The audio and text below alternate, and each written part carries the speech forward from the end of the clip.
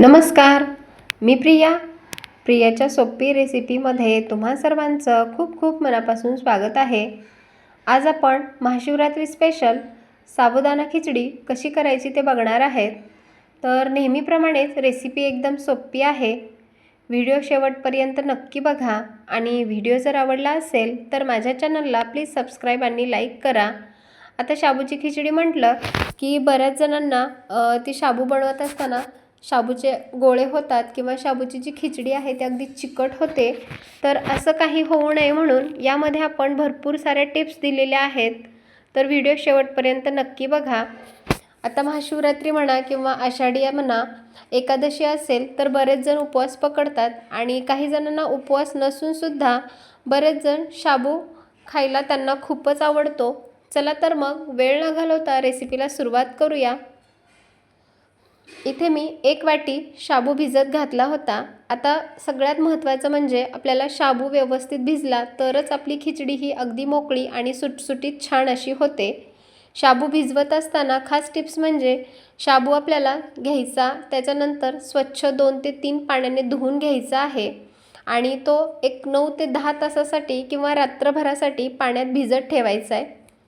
शाबू भिजत असताना त्यामध्ये शाबूच्या एक अर्धा इंचवर आपल्याला पाणी ठेवायचं आहे, कारण त्यामुळे शाबू आपला छान असा भिजला जातो आणि कमीत कमी एक 9 ते 10 तास किंवा रात्रभरासाठी सुद्धा शाबू भिजला तरी चालतो. जर तुमच्याकडे वेळ नसेल तर एक कोमट पाणी करून तुम्ही त्या पाण्यामध्ये हा शाबू भिजत घालू शकता. आता त्यासाठी आपण इथे बटाटा घेतलेला आहे. तर बटाट्यावरची साल काढून एकदम पातळ स्लाइड आपण कट करून घेतले आहेत. 2 ते 3 हिरव्या मिरच्या आपण अशा बारीक मिक्सरमध्ये काढून घेतल्या आहेत आणि नंतर आपण इथे भाजलेल्या शेंगदाण्यांचं कूट घेतलं आहे. तर साधारण 1 वाटीभर शेंगदाणे छान असे खमंग भाजून घेतले आणि त्या शेंगदाण्याचं कूट जे आहे ते आपण एकदम बारीक पेस्ट केली नाही, तर अगदी भरड काढून घेतली आहे. आता चला तर लगेच आपण शाबू बनवायला घेऊयात. गॅसवरती मी कढई गरम करण्यासाठी ठेवली आणि त्यामध्ये आता आपल्याला तेल टाकून घ्यायचं आहे.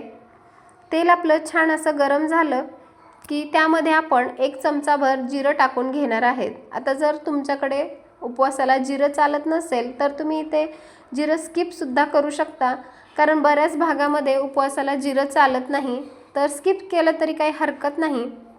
आता जिरं आपलं छान असं फुललेलं आहे.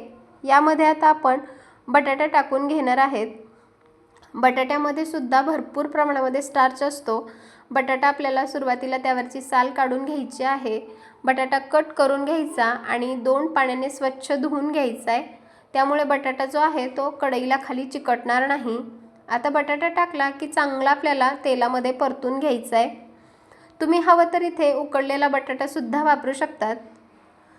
आता बटाटा जो आहे तो आपला छान असा पटकन परतावा किंवा मऊ व्हावा यासाठी आपण त्यावर झाकण ठेवणार आहेत आणि कमीत कमी एक 5 ते 7 मिनिट हा बटाटा वाफेवर छान असा मऊ शिजवून घ्यायचा आहे आपल्याला.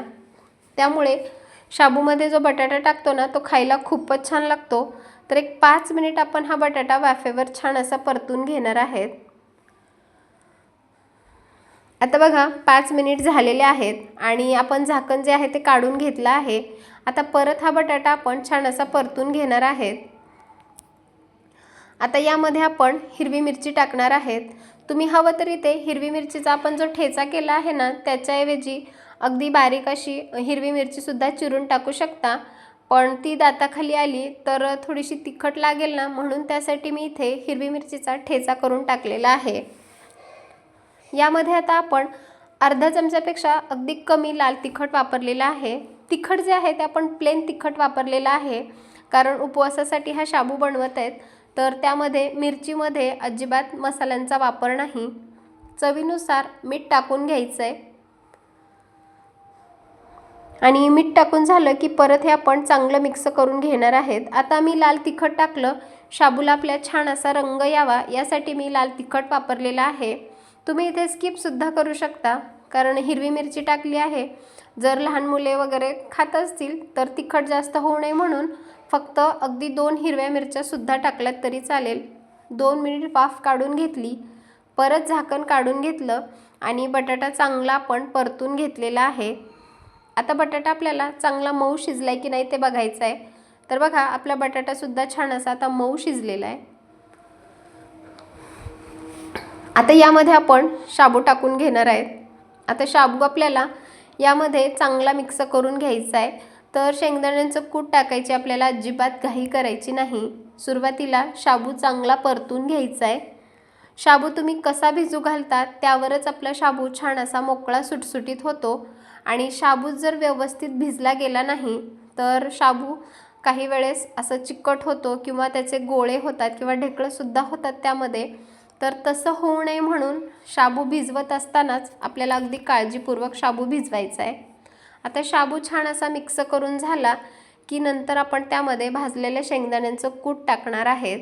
बरेच जण अख्खे शेंगदाणेसुद्धा टाकतात, पण अख्खे शेंगदाणे टाकण्याच्या ऐवजी तुम्ही जर अशी शेंगदाण्याच्या कुटाची अशी जाडसर भरड काढून घेतली आणि त्यामध्ये जर टाकलं, शाबू दिसायलाही खूप मस्त दिसतो आणि खायलासुद्धा खूपच छान लागतो.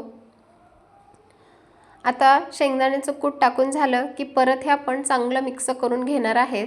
गॅसची फ्लेम आपण मध्यम ठेवलेली आहे आणि आता परत यावर आपण एक झाकण ठेवणार आहेत आणि या शाबूला एक 2 मिनिट वाफ काढून घेणार आहेत. कारण वाफेवर शाबू छान असा शिजला की खायलासुद्धा खूपच छान लागतो. आता झाकण काढून घेतलेलं आहे आणि बघा शाबूला किती छान अशी वाफ बसलेली आहे. परत आपण शाबू चांगल्या प्रकारे मिक्स करणार आहेत. आता शाबू मी चांगला मिक्स करत आहे तर तुम्हाला दिसतच असेल की शाबू आपला किती मोकळा सुटसुटीत झालेला आहे. अजिबात चिकट झालेला नाही किंवा एकमेकाला सुद्धा चिकटलेला नाही. परत झाकण ठेवलं, परत शाबूला वाफ काढून घ्यायची आहे. त्यामुळे शाबू सुटसुटीत होतो आणि खायलासुद्धा खूपच छान लागतो. तुम्ही जर माझ्या चॅनलवर अजून नवीन असाल तर माझ्या चॅनलला प्लीज सबस्क्राईब आणि लाईक करा. आता झाकण काढून घेतलं आहे मी आणि परत हा शाबू जो आहे तो चांगल्या प्रकारे मिक्स करणार आहे.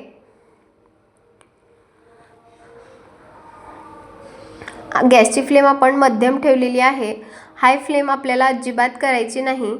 आता बघा इथे मी चमच्यात सुद्धा घेऊन तुम्हाला दाखवलं आहे आपला शाबू किती मोकळा आणि सुटसुटीत झालेला आहे.